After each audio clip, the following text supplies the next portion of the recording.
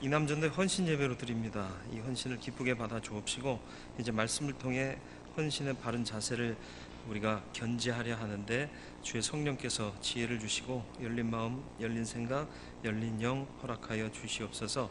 잘 받는 자 되게 하시고 잘 듣는 자 되게 하시고, 그래서 말 잘하는 사람 되게 해 주옵소서. 예수님의 이름으로 기도드립니다. 아멘. 본문 앞선 장면이 뭔지 아시나요? 가이사랴 빌립보에서 제자들에게 야, 사람들이 날 누구라 하느냐? 그때 뭐 선지자 중에 한 사람이라고 합니다. 엘리야, 모세 뭐 이런 사람 아닙니까? 이렇게 얘기한다고 그럴 때 베드로가 나서서 베드로가 나서기 전에 질문을 다시 한번 더 하시죠. 사람들은 그렇게 얘기하는데 그렇다면 너희는 나를 누구라 하느냐? 그때 아무도 대답 못하고 있을 때 베드로가 나서서 주는 그리스도시요 살아계신 하나님의 아들이십니다. 이 엄청난 고백을 하죠. 그러니까 주님이 굉장히 기뻐하시면서 바요나 시몬아 내가 복이 있도다. 이를 너에게 알게 하시는 이는 혈육이 아니라 하늘에 계신 아버지다. 그러니까 내가 너에게 천국의 열쇠를 주겠다. 이렇게까지 말씀하십니다. 그래서 땅에서 매면 하늘에서 매일 것이고 땅에서 풀면 하늘에서 풀릴 것이다. 엄청난 사건 아닌가요? 네, 그렇습니다. 그런데 바로 다음에 이어지는 장면이 이거예요. 시간이 먼 게 아닙니다. 바로 앞에서 칭찬받았어요. 그리고는 지금 와서 베드로가 어떤 평가를 받죠? 사탄아 내 뒤로 물러가라. 사탄이 됐어요. 천국의 열쇠마저 쥘 수 있고 하나님께서 너한테 이 사실을 알려주셨다라고 칭찬받았던 베드로인데 삽시간에 사탄이 되어버렸습니다. 왜 그랬죠? 왜 그랬을까요? 넘어지게 하는 자가 되었기 때문에 그렇습니다. 서게 하는 자, 세우는 자 되어야 할 것인데 넘어지게 하는 자가 되었다. 어떻게 하면 넘어지는 자가 됩니까? 사람의 일을 생각했다 그럽니다. 23절 말씀 보시겠습니다. 우리 읽었던 23절 말씀에 뭐라고 기록되어 있나요? 예수께서 돌이키시며 베드로에게 이르시되 사탄아 내 뒤로 물러가라. 너는 나를 넘어지게 하는 자로다. 내가 하나님의 일을 생각지 아니하고 도리어 사람의 일을 생각한도다 하시고. 상식 수준에서 주님의 일을 생각하면 안 됩니다. 이 베드로가 예수님께서 내가 죽으러 예루살렘에 간다 라는 말씀, 그리고 고난당하고 수치와 모욕 당한 다음에 십자가를 지고 죽을 것이다 라는 얘기를 듣고는 그리 마없어서 그런 거예요. 인간적으로 보면 참 고맙잖아요. 나 죽어야 된다 그럴 때 아이 그래 빨리 죽으세요. 그런 일을 뒤로 미루지 마시고 속히 시행하세요. 그럼 기분 좋겠어요? 그러지 마세요. 왜 그러세요? 다시 한 번만 생각해 보세요. 그러면 내 편 돼서 얘기해 주는 거 아닌가요? 그런데 베드로는 충분히 그럴 수밖에 없었을 것이고 아마 저와 여러분들이 그 장면 속에 있었어도 그 말은 다를 바 없었을 거예요. 그런데 주님이 원하시는 게 뭐냐라는 거죠. 사람의 일 생각하지 말고 하나님의 일 생각해라. 우리는 늘 사람의 입장에서 모든 걸 생각하고 해석하고 반응한단 말이에요. 그러니까 자꾸 하나님의 거룩한 뜻도 훼손되기도 하고 하나님이 원치 않으신 일도 해야 되는 일로 바꾸어 생각하게 되는 경우가 왕왕 있습니다. 금요 설교 때도 제가 언급했던 부분이기도 한데 우리 전통적인 성경 해석에서 성경에 기록되지 않고 바른 성경에서 이탈된 해석들이 사뭇 많습니다. 그런데 대표적인 게 뭐냐 하면 욥의 아내 얘기예요. 욥이 고난받을 때 욥의 아내가 맹비난을 하고 도망갔다 그랬습니다. 그런데 도망갔다는 얘기가 성경에 없어요. 그리고 예수께서 십자가에 달리실 때 강도 둘과 함께 십자가에 매달리셨는데 우편 강도가 회개했다. 그래서 낙원에 갔다 그랬는데 우편 좌편 얘기가 없어요. 그리고 또 요한계시록 새벽 기도회 때 제가 설교했던 부분인데 요한계시록 3장 20절 라우디게아 교회에 대해서 하신 말씀 중에 내가 문 밖에 서서 두드리노니 누구든지 내 음성을 듣고 문을 열면 내가 그에게로 들어가 그와 더불어 먹고 그는 나와 더불어 먹으리라. 이 사실을, 이 본문을 초신자들에게 마음문 열고 주님 받아들이세요, 예수 믿으세요 하는 걸로 오해시키기도 하고요. 어떻게 해석하느냐 하면 우리 마음의 문은 안에만 손잡이가 있어서 우리가 열지 않으면 주님 못 들어오십니다 그래요. 그러니까 누가 갑이 됐어요? 우리가 갑이 된 거예요. 열면 주님 들어오시고요, 안 열어드리면 못 들어오신대요. 매롱 그러는 거예요. 이게 말이 됩니까? 아니에요. 구원의 역사는 주님이 주도권 갖고 계신 거예요. 주님은 열 수도 있고 닫을 수도 있는 분이에요. 그런데 이 계시록 3장 20절은 복음을 받아들여라 하는 차원에서 쓰여진 글이 아닙니다. 계시록을 읽어보시면 라오디게아 교회가 교회에게 주신 말씀이에요. 이미 예수 믿고 거듭났다라고 하는 사람들인데, 너희들 가난한 자인데 부유하다고 착각하고 있다. 너희들 제대로 살지 못하고 있으면서 잘 살고 있다고 착각한다. 정신 차려라. 회개해라. 그리고 지금 기회다. 주님께서 문 밖에서 두드리고 계시는데 너희들 회개하고 너희 가로막고 있던 모든 문과 같은 것들을 열어라. 그럼 주님께서 들어오셔서 동고동록하시면서 너희를 온전한 그리스도인 되게 하시겠다, 이 말씀이거든요. 그런데 이제 앞뒤 잘라먹고 딱 그것만 보니까 이거 받아들이라는 거고 맞아들이라는 얘기 아니냐 착각하는 거죠. 인간관계의 갈등은 어디서 시작되나요? 말 잘못 전하는 데서부터 사실은 인간관계의 갈등 시작돼요. 아라고 그랬는데 듣고는 걔가 아라고 하긴 했는데 하면서 덧붙이잖아요. 내가 해석하니까, 내가 중간에서 각색하니까 문제가 되는 거다 말이죠. 제가 가끔 설교하면서 흔한 예화, 그리고 좀 여러분들이 좀 뭐라고 그래요, 들으면서 재미있어 하면서 의도를 좀 담아 얘기하려고 할 때 저에 관계된 얘기나 제 가족들에 대한 얘기를 간혹 해요. 그래서 우리 아이들이 뭐 말썽 부렸다 그러는데, 애들 진짜로요 비행 청소년 아닙니다. 그리고 바보 멍청이 아니에요. 이번에 신학대학 입학을 했는데 전체 석자 10위 안에 들었습니다. 아니, 이런 얘기를 나 잘났다고 하는 얘기가 아니라, 아니 우리 애가 뭐 이랬다 그러고 제가 간증할 때 뭐 목사님 아들은 패스, 나는 자꾸 어려운 질문, 우리 때 얘기예요. 우리 때 얘기. 그리고 신학대학도요 문교부, 우리 때는 문교부, 지금은 교육부인가요? 그 제도권 하에서 정확하게 시험 본 성적으로 사람 뽑습니다. 목사들이라고 뽑아준 거 아니에요. 그런 오해가 간혹 있는 것 같아요. 그러면 속상하지요. 그리고 또 제가 또 금요일날 간증을 또 잘못한 것 같아요. 제가 계산을 못해가지고 제가 뭐 회계만 맡았다 하면 빵꾸 나요 그랬는데, 절대 아닙니다. 그냥 제가 머리가 나쁜 놈이 아니에요. 나쁜 사람이 아니에요. 옛날에 IQ 검사했을 때요, 영재 수준의 결과가 나왔어요. 그 당시에는 영재 교육 시스템이 없었기 때문에 방치된 영재예요. 지금도요 제가 광진구 기독교연합회 회계를 맡고 있어요. 셈할 능력이 없어서가 아니라 숫자 갖고 셈하고 돈 만지고 그러다 보면 문제 생기고 어려움 생기니까 아예 맡기 싫어서, 내가 숫자 개념이 좀 부족합니다, 셈을 잘 못합니다, 맡으면 빵꾸 납니다, 그러고 안 맡고 자꾸 그렇게 하다 보니까 그렇다라고 얘기를 하는 거죠. 그러니까 그 사실만 제가 전달하고자 하는 의도가 뭔지 그거에만 맞춰서 생각해야 되는데, 우리 목사님 셈을 잘 못하신대야 그러면서 해석하고 들어가면 난 속상해 죽는 거예요. 그 얘기를 하려는 게 아니잖아요. 그 예화를 쓴 의도가. 예수님도 마찬가지예요. 여러 가지 예화를 말씀하시는데 자기들 멋대로 생각해버리면 주님의 뜻과는 전혀 다른 결과가 파생되는 것 아니겠습니까? 신천지가 그렇잖아요. 뭐 한마디 딱 붙잡으면 그것만 갖고 강요하잖아요. 아니에요. 그렇지 않습니다. 의도를 정확히 알아야 돼요. 주님의 일은, 주님의 말씀은 주님이 무엇 때문에 하셨는가, 여기에 집중해야 돼요. 지금 주님이 고난을 예고하고 십자가 사건을 얘기하시는 이유가 뭐예요?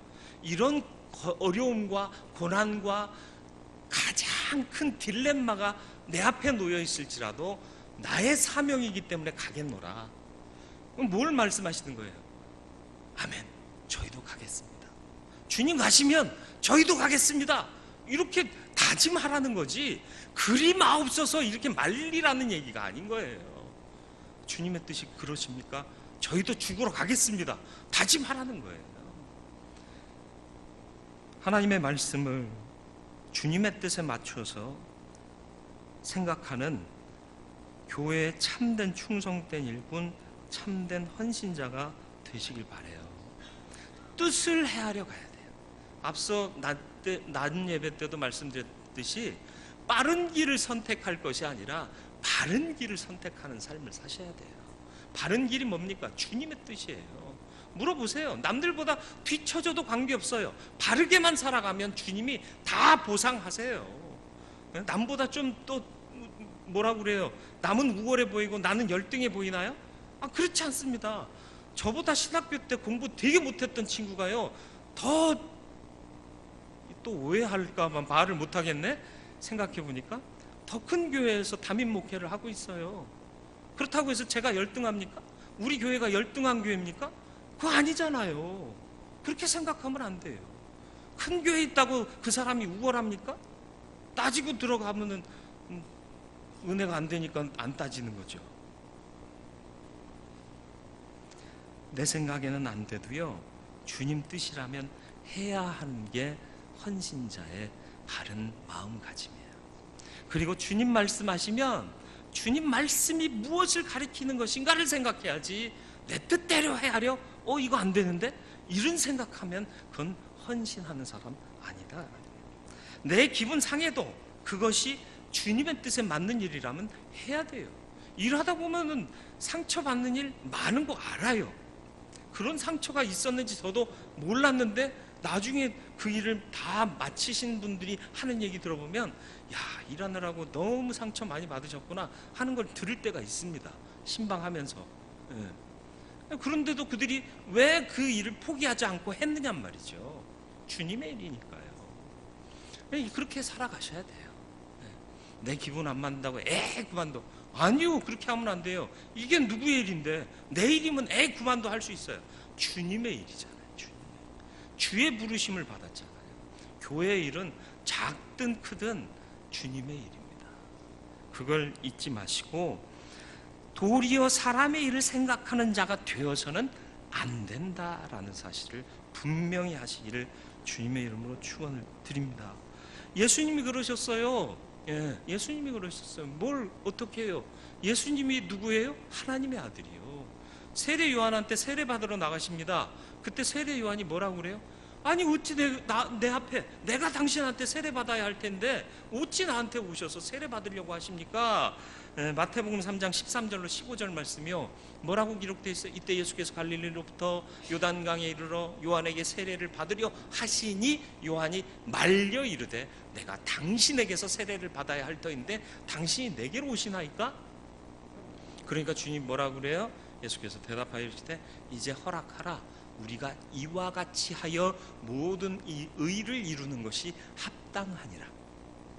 너는 인간, 나는 하나님의 아들, 네 말이 맞다, 그렇게 할까? 이게 아니에요. 남들 보기에는 아직 감추어진 메시아라. 너로부터 세례를 받고 시작하는 게 합당하다. 네 말대로 내가 너를 세례 줘야 하는 것이 맞다. 많은 사람들이 이해하기로는 내가 너한테 세례 받는 것이 합당한 일이다. 그러면서 인간 앞에 무릎을 꿇고 세례를 받고 사역을 시작하시지 않습니까? 이게 예수의 모습이에요. 더럽고 치사해서 그 인간 앞에 내가 무릎을 꿇어야 돼? 이게 예수의 생각이 아니다라는 겁니다. 이게 겸손이고요, 이게 헌신하고자 하는 자의, 사명의 길을 가는 자의 마음 자세라는 것을 잊지 마시기를 주님의 이름으로 부탁을 드립니다. 두 번째는 십자가를 지고 주님을 따르는 자가 되어야 합니다. 24절 말씀이요, 이에 예수께서 제자들에게 이르시되 누구든지 나를 따라오려거든 자기를 부인하고 자기 십자가를 지고 나를 따를 것이니라. 주님 따르는 길이 만만한가요? 만만치 않아요. 십자가란 뭐죠? 사랑, 용서요, 고난당하는 거예요. 수치를 감내하는 겁니다. 타인의 죄를 용서케 하고 살리는 일입니다. 대신 죽는 일이 십자가예요. 이게 쉽습니까? 여러분, 쉬운 일입니까? 그런데 우리는 이 구절을 너무 쉽게 생각하고 너무 쉽게 읽고 너무 쉽게 들어버려요. 그러면 안 돼요. 여러분, 공부하다가요, 옛날 학교 다닐 때요, 어려운 문제 만나면 어떻게 했어요? 쉬어야겠다, 덥자, 기분 전환하고 와서 풀어야겠다, 그래요? 아니요. 이렇게 풀어보고 저렇게 풀어보고, 안 되면 자습서 참고서 뒤져보고, 안 되면 다음날 학교 가서 선생님 질문 있습니다 질문하고. 저만 그런 건 아니죠. 그러면서 문제를 해결하려고 그러지 않습니까? 여러분 앞에 인생의 문제가, 어려운 문제가 닥치면 어떻게 해요? 어떻게 할까 궁리하고 이런 방법 저런 방법 다 동원해서 해결하려고 안 하세요? 어려우면 어려울수록 더 노력하고 더 심혈을 기울이는 거예요. 십자가를 지고 따르는 게 쉬운 일입니까? 어려운 일입니까? 잘 생각해 보세요. 쉬운 일 아닙니다. 절대 쉬운 일 아니에요. 어려운 일이에요. 근데 우리 고민하지도 않아요. 이런저런 방법 모색하지도 않아요. 심혈을 기울이지도 않아요. 그러니까 예수를 따른다고 말하지만 정말 정작 제 십자가를 지고 따르는 사람의 모습이 없다라는 거죠. 이 시대에 헌신을 정말 다짐하십니까? 그러면 십자가 지세요. 십자가 지는 일은 뭐예요? 고민하는 거예요. 무엇 때문에? 사랑하고 용서하고 남을 살리고 수치를 감내하면서도 주의 일을 감당하고자 하기 때문에 이 어려운 문제라도 내가 풀어내겠다라는 의지를 갖고 덤벼드는 것 아니겠습니까?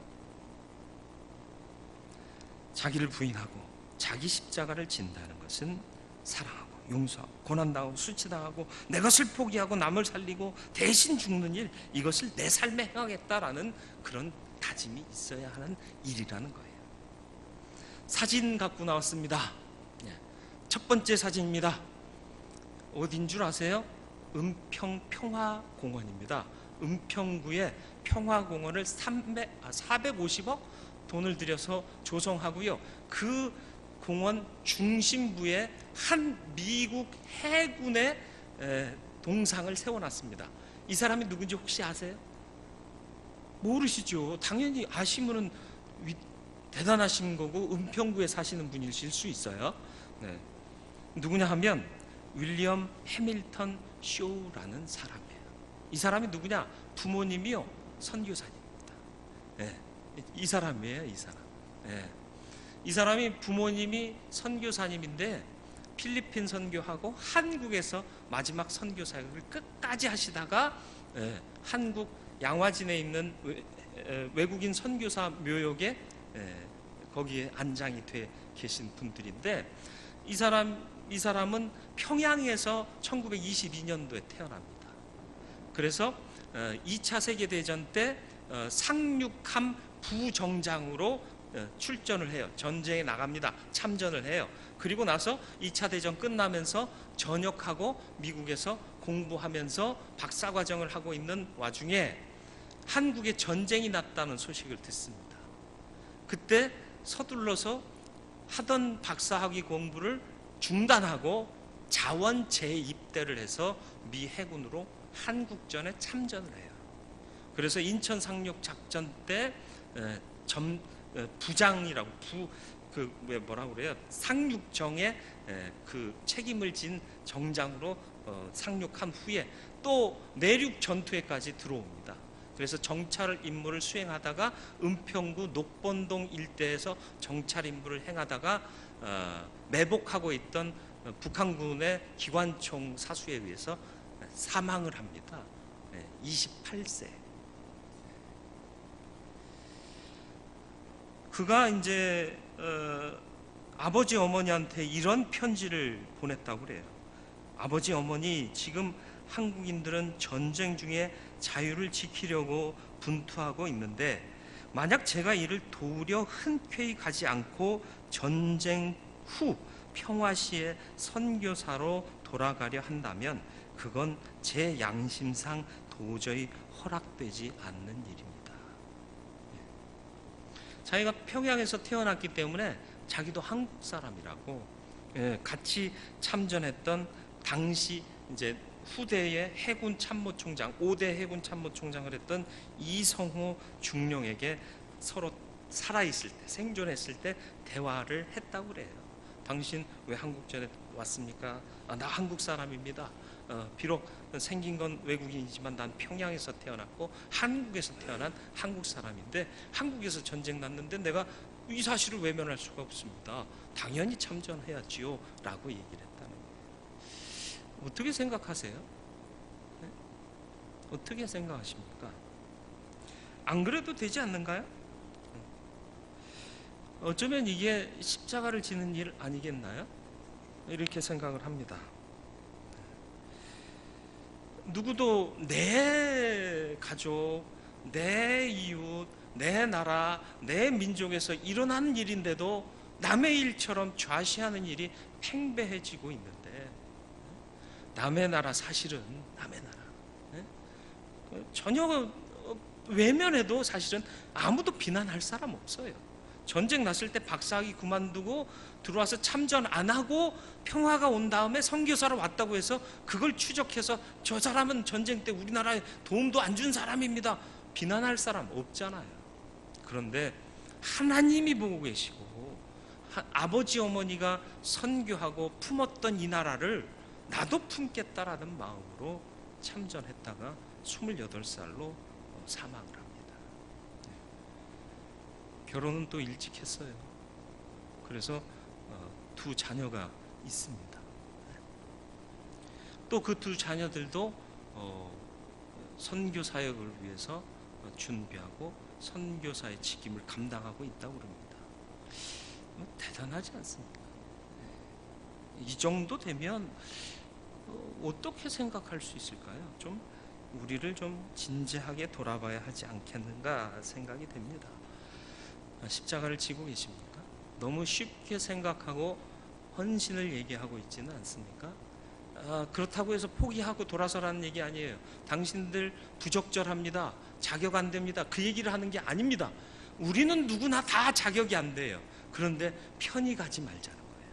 고민하고 더 수고하고 이렇게 풀어서 안 되면 저렇게 풀고 쉽게 포기하지 말자는 거예요. 목숨 걸고 따르는 길이 예수를 따르는 길이 돼야 된다는 거예요. 왜요? 그러다가 목숨을 잃으면 하나님께서 찾게 해주신다니까요. 그래서 이어지는 말씀이 뭐예요? 25절 말씀입니다. 주님을 위해 목숨을 잃으면 찾는다는 거예요. 25절 말씀 같이 읽겠습니다. 누구든지 제 목숨을 구원하고자 하면 잃을 것이요, 누구든지 나를 위하여 제 목숨을 잃으면 찾으리라. 목숨이 뭐예요? 이거요. 이게 목숨인가요? 우리나라 성경 번역으로는 이걸 단순히 목숨 이렇게 번역했습니다. 헬라어 원어를 보면 푸시켄이라는 목적격 형태로 사용이 되는데, 푸시켄의 원어가 푸시케입니다. 푸시케라는 말 혹시 들어본 적 없으세요? 그리스 신화에 나오는 푸시케가 있는데, 사랑의 큐피드와 그 사랑의 메신저 큐피드와 사랑해서 나중에 부부가 되는 공주죠. 푸시케. 저만 알고 있었나 봐요. 그래서 헬라어 푸시케 굉장히 좀 기분 좋고 느낌 좋은 것으로 이해가 되는데, 푸시케가 영혼이라는 의미가 담겨져 있습니다. 생명, 목숨이라는 1차적인 의미가 있고요, 2차적으로는 영혼이라는 의미가 담겨져 있어요. 그러니까 뭡니까? 단순히 숨쉬고 사는 이 목숨이 아니라 영혼까지 담겨져 있는 보다 더 고차원적인 생명이 곧 여기서 말하는 목숨이에요. 그래서 목숨이라고 표현하기보다는 생명이라고 좀 번역을 했었으면 조금 더 낫지 않았을까 하는 아쉬움이 있습니다. 뭐 제가 이렇게 얘기한다고 뭐 성서 공회에서 바꿔주지는 않겠습니다만은, 좀 성경 번역이 좀 이게 잘 됐으면 좋겠고요. 또 이제 설교하는 설교자들도 자꾸 원어를 확인하면서 이게 무슨 뜻인가를 좀 발견해내고 전달하면 좋을 것 같아요. 어쨌든 이 목숨이라고 번역되는 것은 영원한 생명, 이것을 담지하고 있는 단어다라는 겁니다. 그래서 인간의 육적인 목숨을 포함하는 더 큰 생명을 가리키는데, 그토록 중요한 것을 주님께 드린다면 절대로 잃지 않는다라는 것을 말씀하고 있습니다. 목숨 들여 충성하면 하나님께서 그 목숨을 책임져 주신다. 영생으로, 영광의 생명으로, 영원한 생명에서 복락 누리는 온전한 생명으로 다시 찾게 해주신다. 이게 하나님의 일을 하는 자에게 주시는 축복이요 진리입니다. 주님의 뜻을 세우는 자가 되시겠습니까? 넘어지게 하는 자가 되시겠습니까? 세우는 자로 살 수 있기를 바랍니다. 도리어 사람의 일을 생각하는 자가 되면 안 됩니다. 하나님의 일을 하나님의 일로 생각하는 자가 되시기를 주님의 이름으로 축원을 드립니다. 십자가를 쥐고 주님을 따르는 자가 되시길 바라요. 십자가는 쉬운 문제가 아닙니다. 어려운 거예요. 그렇기 때문에 더 많이 수고하고 더 많이 헌신해야 되는 겁니다. 사랑, 용서, 고난당함, 수치당함, 타인을 살리고 대신 죽는 이 일이 십자가의 일이에요. 이 일을 행할 수 있는 저와 여러분들이 되기를 바랍니다. 또 주님을 위해 목숨을 잃는다면 찾는다는 사실을 반드시 기억하시고 다시 찾을 우리의 목숨은 지금의 목숨보다 더 귀한 것이라는 것을 깨달아 아시기를 바랍니다. 영원한 생명, 영생을 포함한 가장 영광스러운 생명으로 하나님은 우리로 다시 찾게 하실 것이다. 이 마음으로 헌신할 때 시련이 와도 능히 이기고 헌신하실 수 있을 것이며, 상처받고 분노 생기는 일을 당한다 할지라도 포기하지 않고 내 일이 아니라 주님의 일이다, 주님을 위해서 내가 이 길을 간다 하는 마음으로 사사로운 감정을 극복하고 주의 일을 감당하실 수 있으리라 믿습니다. 이렇게 온전히 헌신하실 수 있는 이 남전도 회원들이 되시기를 바라고, 또 우리 대운교회 성도님들이 다 되시기를 주님의 이름으로 축원을 드립니다. 거룩하고 자비로우신 아버지 하나님, 도리어 사람의 일을 생각하고 있지는 않습니까?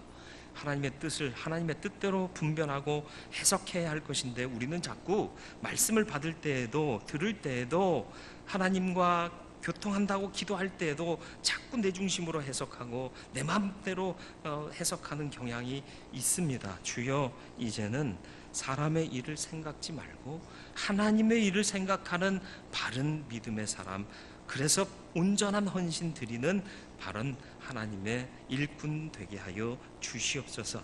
십자가를 지고 나를 부인하고 따라야 합니다. 쉬운 일 아닙니다. 어려운 일입니다. 그래서 더 많이 수고하고 더 많이 노력하고 더 많이 방법을 강구해야 할 것입니다. 사랑하고 용서하고 고난당하고 수치당하고 타인을 위해서 타인을 살리고 또 대신 죽는 이 귀한 가치를 나도 이루며 살게 하여 주시옵소서. 아니, 나도가 아니라 내가 반드시 이 일을 이루는 자가 되어야 함은 내가 예수 믿는 자이기 때문이요, 천국에 들어가야 할 자이기 때문입니다. 이 삶을 사는 내가 되게 하여 주옵시고, 주님을 위해 목숨을 잃으면 다시 더 귀한 것으로, 영생으로, 영광이 포함된 영생으로 되찾게 될 것임을 기억하면서 기꺼이 주님을 따르되 목숨 걸고 따를 수 있는 바른 헌신의 사람 되게 하여 주옵시고, 이 귀한 헌신을 다짐하는 이 남전도 회원들, 이 자리에 참석하고 있는 회원들 먼저 변화되게 하시고, 또 참여하지 못한 안타까운 심령들 주님께서 변화시켜 주시옵소서. 그래서 정말 우리는 참된 헌신하는 자로 주를 기쁘시게 하고 이 땅에서의 삶을 주의 영광을 구하는 참된 일꾼의 삶으로 살다가 부르시는 그날에 영생의 나라, 영광과 함께 또 주님과 함께 영원히 왕노릇하며 살아갈 그곳에서 기쁨으로 재회할 수 있는 우리의 인생 되게 하여 주옵소서. 예수님의 이름으로 기도드리옵나이다. 아멘.